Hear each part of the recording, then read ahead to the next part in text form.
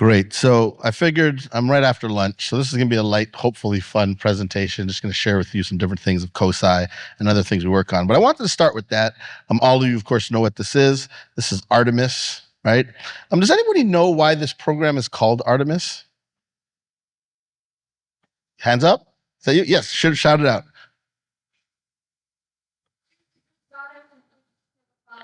Bingo. Think about how smart NASA is. So Artemis, or originally, of course, the first mission to the moon, is called Apollo, the son of the great Greek god Zeus. Well, NASA, not only are they cheeky, but they're very smart. They called their next mission to Mars Artemis. Why? Because they're going to put the first woman and person of color on the moon. So as was mentioned, Artemis is not just the sister of Apollo, but the twin sister of Apollo. So that's just a fun story.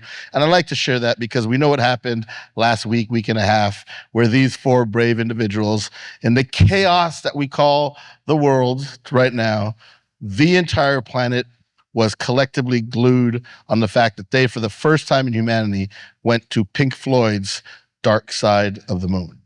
And that's just a really awesome thing. So I wanted to begin with that. With that, we're at COSI. Welcome to COSI. We are 3 football fields long. Somebody earlier asked me how big are we. We are 320,000 square feet. This is our mission: to engage, inspire, and transform lives and communities by being the best partner in science, technology, and industry learning. How do we do that? We do that through all kinds of ways. One, we have phenomenal exhibits here, and then we have also educational programs. You have access to this exhibit for free. So please, if you have chance today or this evening or whatever, and if you can't make it, you can come back, we'll get your ticket. Check out the science behind Pixar, because if you're talking about AI and you're talking about comp sci and you're talking about physics and engineering and mathematics, this is one of the coolest exhibits that really pulls out the science behind one of the greatest animated series out there. We also do, like I said, community programs. For instance, the Science Festival. Call it the COSI Science Festival. Actually, it begins April 28th, so next Wednesday, and goes through Saturday. The first 3 days, Wednesday through Friday, through partnerships, we actually put on 170 different events throughout Central Ohio, and the last day is at COSI, called the Big Science Celebration. What is it? Because people understand the Jazz Fest, people understand the Rib Fest, people understand Gospel Art Fest. Science Festival, people weren't really sure, so here's just a demo of what it is, or what it can be. So we do everything in partnerships, in lab coats. Before I say this, are there any elected officials in the audience? Okay, good. So I have nothing against elected officials, but if you know elected officials and you give them a lab coat, they instantly think the Marie Curie or Albert Einstein. It's the funniest thing. Here they are mixing this thing for the chemists in the audience. This is elephant toothpaste, a catalytic reaction, and voila, this incredible, beautiful plumage of color. But we show this because one of the things we try to do here at COSI is to excite people about science and technology so they can go in, develop ultimately their IP, start companies, etc. But the cool thing about science is you peel back the layers. This is one of our educators. You can tell she's both excited and kind of like weirded out by what's going on. But then look at this picture. For you who are local, you will recognize this person. This is the Honorable Mayor Andy Ginther. Look at his face. You can't Photoshop that excitement. He's so happy to be here.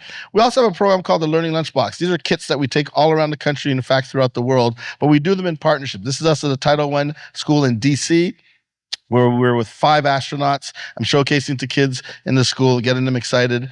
You gotta love the reactions, right? This is one of my favorite. So this young boy is doing something called Alka-Seltzer rockets. Many of you have done this. You got a little film canister, put a little bit of water in, slap an Alka-Seltzer pill, snap the cap, it dissolves, creates pressure, and boom, it flies. It's a really cool thing. Great.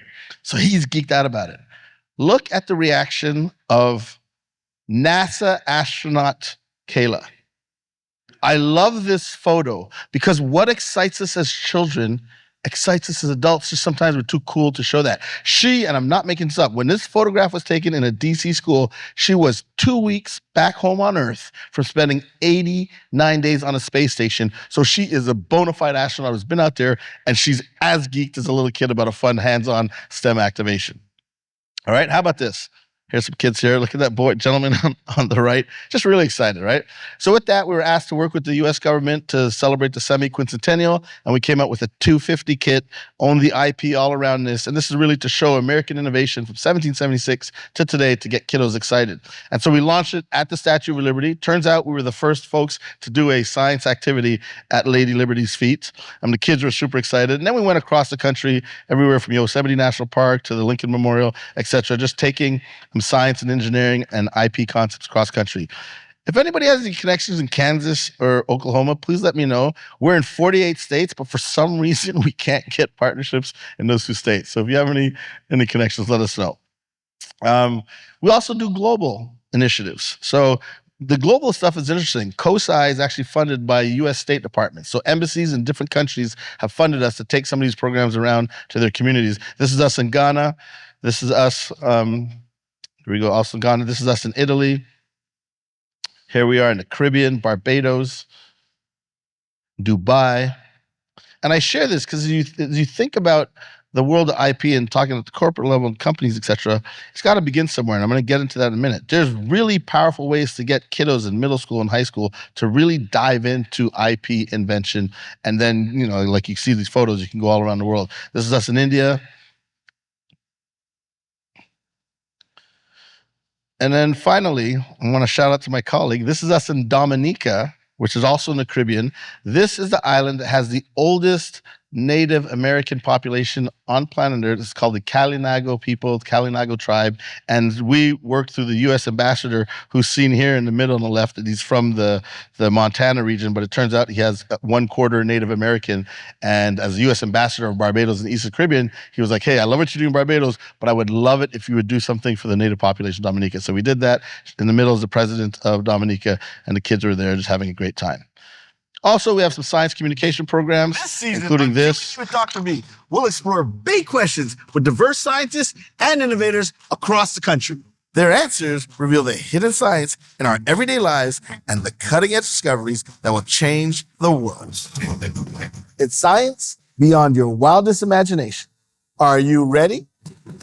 A new season of QED with Dr. B premieres this November on WOSU TV. So that's a primetime television show, half-hour long. We go around the country interviewing scientists and engineers, some of you folks in the room, for example, to really make their science come alive for the average viewer. And then we have an animated series. These are short 3-minute videos, and here's the trailer for it. Hey, it's me again, Dr. B, President and CEO of COSI, and I want you to start seeing science a little differently. Welcome to the latest season of the award-winning Dr. B in 3. It's like a crash course in science, but with a funky cool vibe. Subscribe to our YouTube channel and be the first to start seeing science a little differently. So from an IP standpoint, we own 100% of that IP. The television show, PBS owns 50% of it. We own 50% of it. But for the animated series, that's all done in-house, and I'll come back to that in a minute. So what are some cool outcomes out of all of this? One, we've been invited to the White House numerous times, especially for the Easter egg roll, but other times as well. This is us, the First Lady, visiting our booth.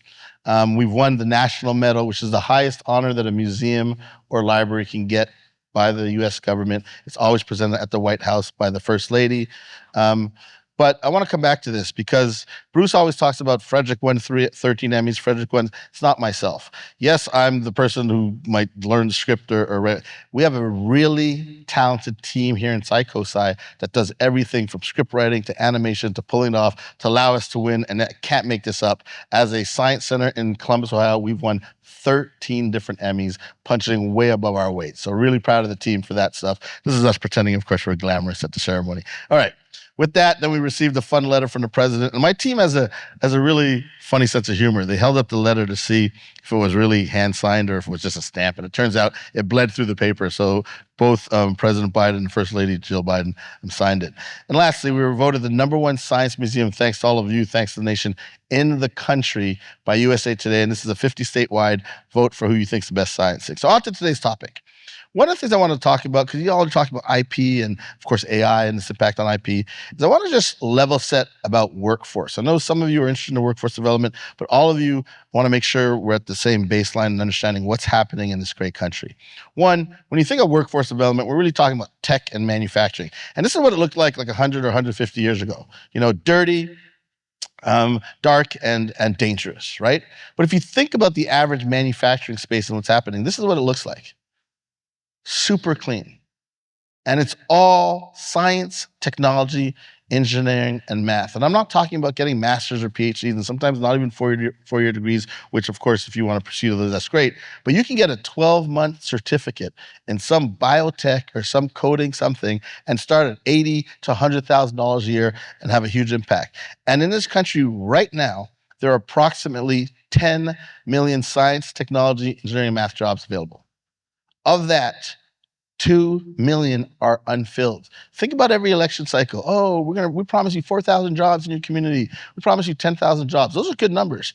We have 2 million jobs approximately right now that are not filled. And again, we're not talking about 2 million people for PhDs we're looking for. But the lion's share of that, you don't even need a full bachelor's degree to get a good job, right? So we're in this STEM crisis. And it's very related to IP, because if you don't have people doing these things, you're not going to have people generating the next level of ideas that are worth getting IP. So what's the problem? The problem is something called the leaky STEM pipeline, right? So we have, in any given year cycle in the United States of America, roughly 4 million students enter grade 9. Of that, about 2.8 graduate from high school. Of the 2.8 million that graduate, 1.9 have college plans, and then ultimately only 1.3 of those actually go to their first year in college. Of that, of course, a subset are doing arts and social sciences. $280,000 are majoring in STEM, and then what comes out about just over 150,000. We're talking about on any given year over year, doesn't matter what's happening politically, year over year, we graduate about 4% of students starting in high school grade 9 come out as STEM majors. Not enough. So what do we need, right? We need a new education system. We need to look at this antiquated space. Does anybody know, by the way, where the first public high school was, or public school in the United States was? No?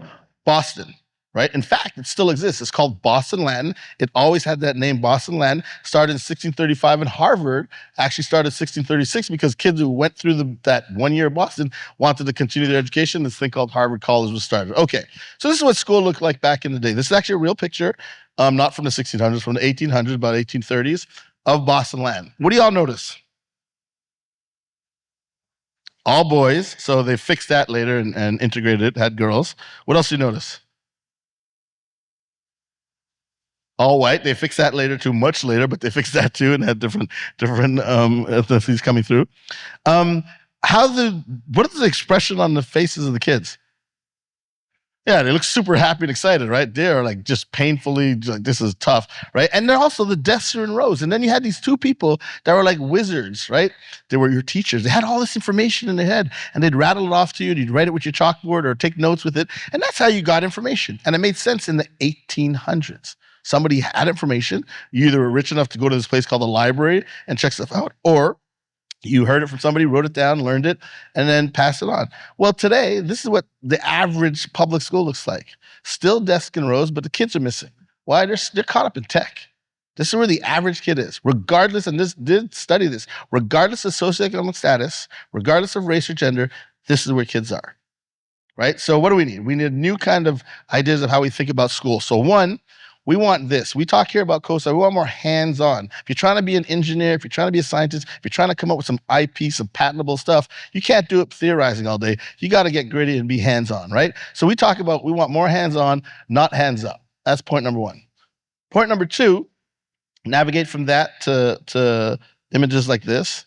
And then we've got to make it exciting and relevant. And that's where AI comes in. We really need to think about AI. And I want to give a huge shout out to University of Cincinnati. Those of you from the state of Ohio, just I think it's yesterday, the day before, University of Cincinnati is the first university in Ohio, one of the first in the country to actually develop their own chatbot and own AI platform for their students. So it's pretty impressive. So we need to factor in AI in education, not as it's a nice to have over here, but kind of like electricity and kind of like computer. It just needs to integrate into whatever our disciplines are, right? And so with that, one of the things we try to do is make things come alive. This video is a little older now, but this was our second AI video that we did for Dr. B and 3 to explain the difference between AI and generative AI. So it'll give you a sense of what this program looks like. Artificial intelligence that can create original ideas and even redesign its own algorithm? Let's find out.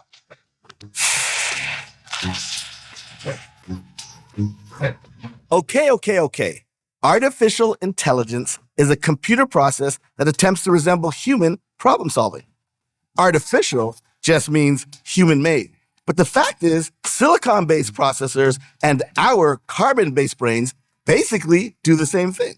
They take in and process data to make informed predictions about what should come next. The big difference is that AI processes much, much faster. I broke it down like this in a previous episode. Well, imagine you decide to make your grandma's famous spaghetti and meatballs. You do it once, it comes out okay. You make it 100 times, it's way better.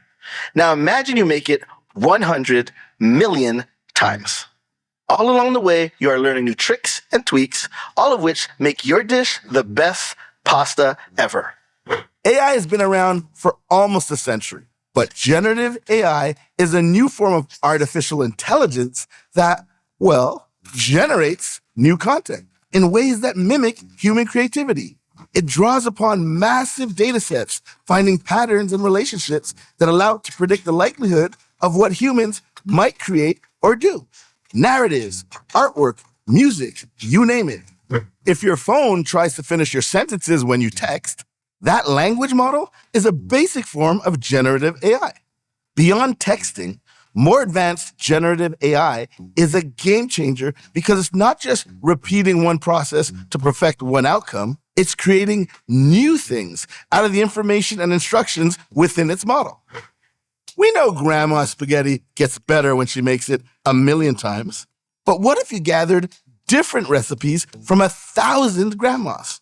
If you analyzed all the recipe data and identified patterns and relationships, what ingredients are used together, how long to simmer the sauce, no doubt you can create something original, a totally new and delicious dish. Now imagine getting 1 million grandmas together or 1 trillion. The potential for new recipes from all that data is practically infinite. Our human brain would take forever to do this work. But generative AI can do it instantly.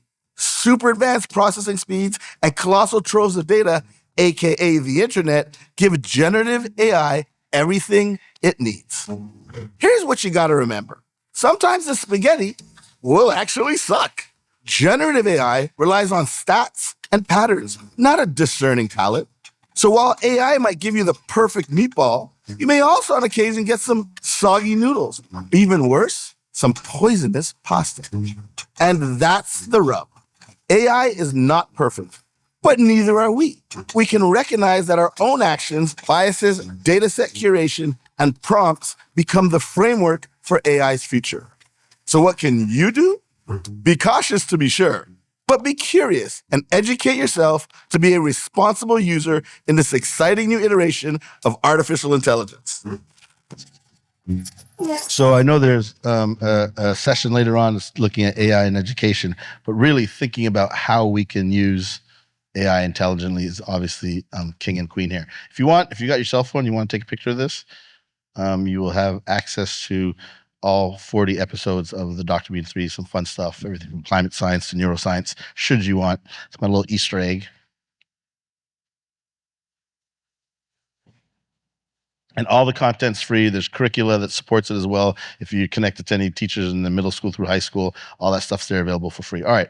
So 1, better schools, more hands-on, less hands-up. 2, thinking intelligently, how we bring in AI. And then 3, IP. This is a travesty, and you all know this because I'm preaching to the choir here, but imagine one of the biggest drivers of the world's economy, intellectual property. We don't teach it in schools. Not in elementary school, not in high school, not in college, not in Canada, US, America, Europe, you name it. Not the only time you learn IP in school is if you go to a law school in your second semester, maybe first, but second semester of your third year, you might get a course in IP. It's learned by either working in a boutique law firm or a general practice firm that has an IP thing, right? Why is that? That's a huge flaw. So we created, in partnership with some other folks, a program called EPIC, Extracurricular Intellectual Property Innovation Center. We work with middle school kids, some elementary, but mainly middle school, high school, and undergraduate students to really showcase them the joys and wonder about IP, understanding that what they have in their head and their ideas are indeed their ideas, and how can you protect them? You'll hear more about this when my colleague, Dr. Sarah Lakin, moderates this afternoon on one of the panels. But in short, we have four main programs. One is an introduction to innovation. This is something we're really proud of because a lot of people don't understand that you can actually teach someone to be innovative. Now, they might not come out with the best invention ever to solve humanity's problems, but innovation is something that can actually be taught. Right? You can expand. 2, an introduction to intellectual property. What are copyrights? Come back to that in a minute. 3, patents. And then 4, something we call bench to business. So in short, the innovation workshop really goes through 7 strategies of innovation that we worked on. 1, curiosity is critical. 2, we talk about thinking outside the box, but really ignoring the box. 3, you got to take a little risk, calculate a risk. 4, like Nike says, just do it. Stop talking about it. You got a cool idea. Get gritty, get dirty. Malcolm Gladwell's 10,000 hours makes you an expert. Hard work is very important. Be prepared. And this is interesting. The be prepared section is about this concept of luck. Some people say, oh, so-and-so is lucky. Rockefeller was lucky. Mark Zuckerberg was lucky. Well, no, Rockefeller was about to lose his business when they went from whale oil to have lights, but these two guys, Edison and Tesla, screwed that up for him, came up with this thing called electricity, and now people had electric lights in their house. And so the richest human in the world, Rockefeller, is about to lose everything. But all of a sudden, at the same time, this guy named Henry Ford was trying to perfect the automobile or democratize that. He went from Model A to Model B, literally followed the alphabet. And finally, when he got to Model T, that was a cheaper car, stable car, efficient, and that revolutionized the automobile industry forever in America and around the world. Well, guess what? Gasoline is what powered those cars. Well, Rockefeller and his team of engineers had a prepared mind. It wasn't just they were lucky, they were prepared to take advantage of what happened. What am I talking about? A waste product of that whale oil was actually gasoline. So they were just dumping out gasoline, and now all of a sudden he just quadrupled his empire. Similar with Mark Zuckerberg. He wasn't coming out to figure out the most amazing communication program, social media, Facebook. He came out with a program in undergrad called Face Smash, where he was comparing one person to another. And you all know the story. He went from Harvard to the other Ivy Leagues and then throughout colleges. He walked in, this is my favorite story. Hubris is a heck of a thing. Mark Zuckerberg in his freshman year, at the end of his freshman year, walked into the president of Harvard's office, the famous Lawrence Summers, supposedly the greatest economist, etc. And he said, look, I came up with this thing. It's blown up, not just Ivy League schools. It's across America. People are using this. I think there's something there. Right? So again, is Mark Zuckerberg lucky? No, he had a prepared mind that, wait a minute, this is much bigger than just comparing people. And so long story short, the famous Larry Summers laughed at him and said, get out of here. This is crap. This is never going to work. The rest is history. He founded Facebook and now Meta, right? But he had a prepared mind. It wasn't just that he was lucky. That's number 6. And then finally, the most important one is the concept of making meaning over money. Yes, we all want to make money. Having money is important. But if you're working on something that's critical, if you're trying to develop IP and you're doing something that's world-changing, the money will absolutely follow. And then our lens into intellectual properties, we teach a little bit about copyrights, teach a little bit about trademarks, but then we talk about patents and we do a deep dive. Everything from drafting patents, claim constructions, diagrams, the whole patent prosecution process with the United States Patent Trademark Office or with the World Intellectual Property Organization. We spend time showing kiddos and young adults this program. And finally, my favorite part is what we call bench to business, or here at COSI, we say concept to company. So the COSI concept to company, okay, you got a patent pending, great. Well, how do you start a company? What are those tenets? So we have 7 tenets of the entrepreneurial index, everything from, is your invention a need or a want? If it's a want, keep it moving. If it's a need, you might get some legs there. 2, what's your audience? Is it old folks, young folks, different genders, have you? 3, market penetration. It's a great idea, but there's a million of your products out there, or it's a great idea and your product's not out there. And then 4, how do you invest? What's angel funding? What's that round look like? What's VC? Iteration, going to scale, and then most importantly, exit strategy. When you're talking IP, when you're talking entrepreneurship, the kiddos or adults, whomever, you can't think about your exit strategy when you're in it. You put in 6 months, you put in a year, you're so emotionally attached to your thing, you might not be able to make the smart decision. You got to prepare in advance to say with you or your partner, if we get to X days or Y dollars or Z whatever measurables and we're not there, we got to pull the plug. You got to think about your exit strategy before you start your company, which is somewhat, shocking for people, but absolutely. And you see it over and over when companies fail. They didn't pull out early enough. All right, how's it implemented? Across the United States here, again, shout out to Dr. Lakin who leads this program for COSI. We're in classrooms, we're in community centers. We're also doing a lot of stuff internationally. This is us at an all-girls school in Egypt. This is us in India. Again, this is us in Italy, both in Pistoia and Sicily, Italy.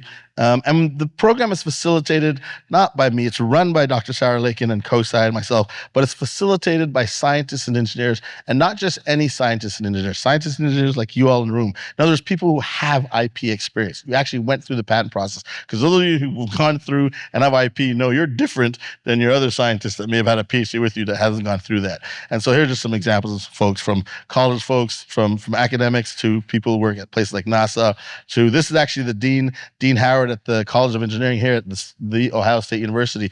Before here, she had 2 big robotics companies, owns a boatload of patents. So kids get exposed and young adults get exposed to that. And then, of course, we bring in attorneys who are the experts in drafting the patents. And then I want to give a shout out to Mr. Michael Bongiorno, who's in the back with our last piece, that bench to business or concept to company. Again, it's not myself waxing poetic. It's people who run major institutions that have IP. If you're running AECOM, you're doing architectural diagrams and building stuff. Who owns that IP? How do you stand it up? And similarly, another colleague of ours, Bobby Whitman, who's part of actually our board of trustees here, he's a young kind of mini version of Mark Zuckerberg, started a bunch of companies, sold them off, and is doing exceptionally well. We have a virtual program. Our favorite, of course, in person, but we're able to touch students from all around the globe through this program. Here's some resources. We have a great website. The website talks about why is the IP important. All the stuff that you all are discussing this afternoon can be found on the website. We have some really cool videos. We use the platform of the Dr. B and 3 animated series to produce distinct videos, IP 101, what's trademarks. These, again, are 6 to 7 minutes. So your teacher or your adult doesn't have to spend an hour and a half watching this. It gives you a good grounding to get you started in understanding of this whole thing around IP. And again, shout out, if you want to know more information, here's her email, but you'll be seeing much of her today should you be engaged in that. And so as I close, I want to share this. I started with Artemis, going to end with Artemis. So the TV show that we talked about, QED with Dr. B, we had the privilege of going to Houston to the Neutral Buoyancy Lab, NASA's lab that actually teaches the astronauts how to work by being underwater. And so we went there and we had the pleasure of interviewing Jasmine Moghbeli. Here's just a short snippet of that section.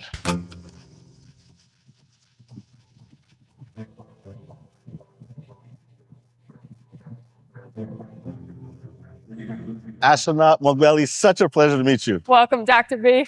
Tell me a little bit about your childhood. How did you know or think about becoming an astronaut?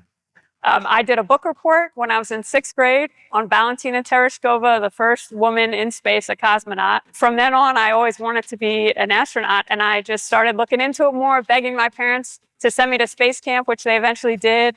Eventually got to go see a shuttle launch, and here I am now.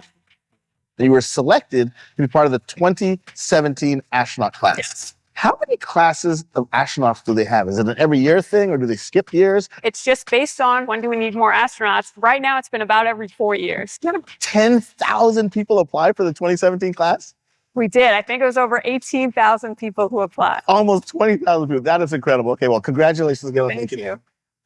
So that's just a sneak peek, but I play that for you because Jasmine Moghbeli was selected to be part of the Artemis crew. Now, there were 3 Artemis trips. Artemis 1 was when they shot the capsule about, I guess, 2 years ago now, 2.5 years ago, maybe 3 years ago, around the moon just to see if it was safe. No astronauts, no humans were in it.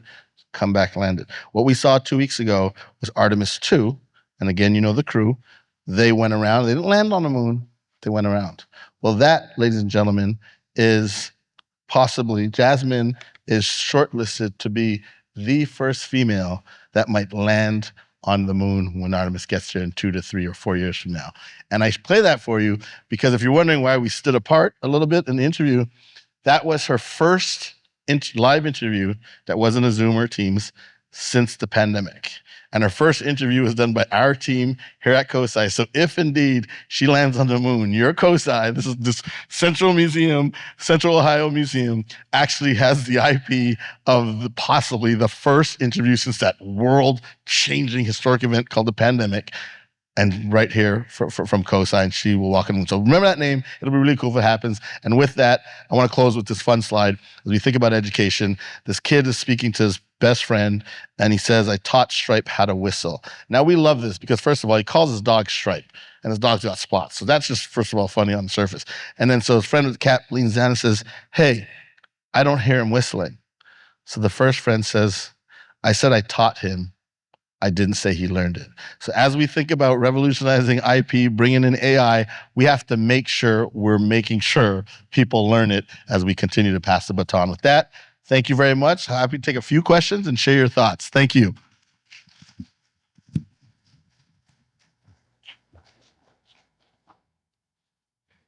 I don't know if it's time for a few questions. Any questions or comments?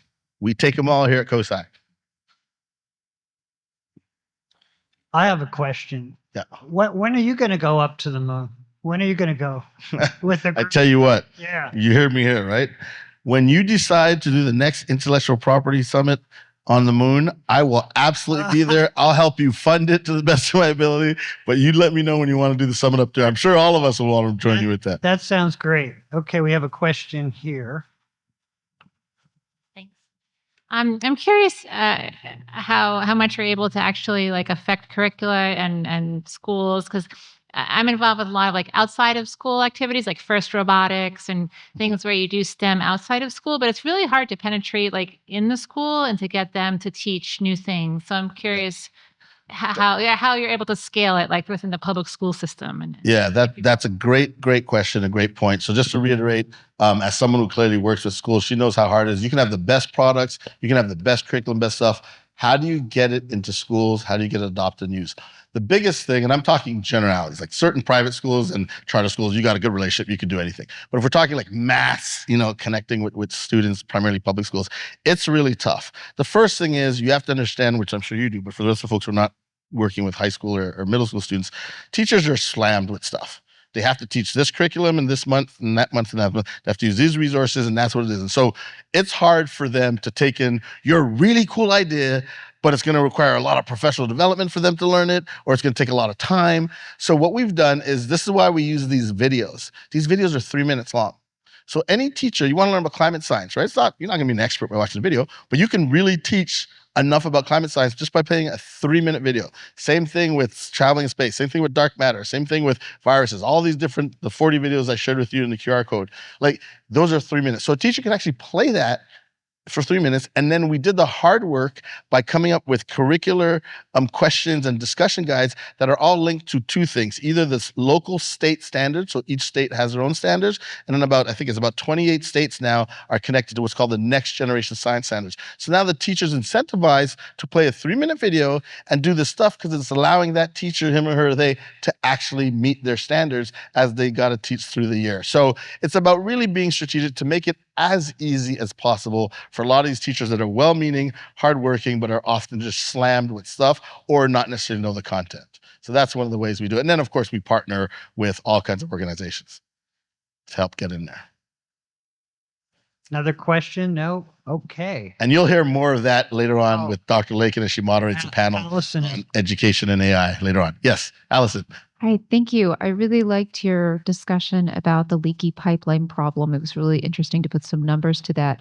Do you also do any work with organizations to help them understand like how to engage with or how to really welcome entrepreneurs of diverse backgrounds so that we ensure that we're helping resolve the attrition problem as well once people get there?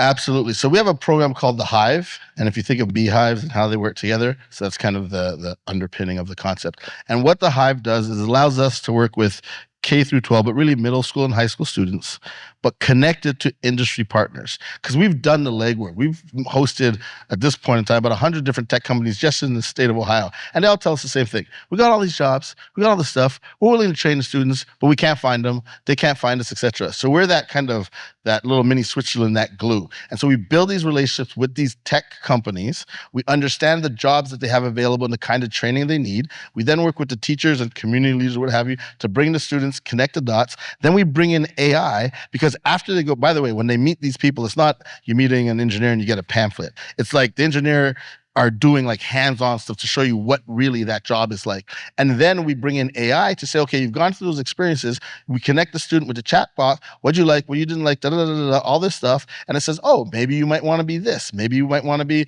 a biotechnician. Maybe, and not just a biotechnician, a little more detail. And then it says, okay, well, in a 50-mile radius, here's the tech programs that are 1 year, 2 years. Here's the junior college. Here's the full colleges. Here's the gateway. And so it really personalizes it for that person to say, okay, I don't have to fly to Cali or go up to Boston. I actually have something in my community. But it's really, to your point, it's partnering with these other agencies and institutions that have resources to support it. So yeah. Great. Thank you, One more Dr. question in the back. I know you're moving the show real quick, but he's excited. He's jumping on the A socks. little late, so I have to cut you off. I'll come around to you in a minute. Don't worry about it. Listen, ladies and gentlemen, thank you so much. Hope you enjoy the rest of your conference. And thank you, as always, Bruce.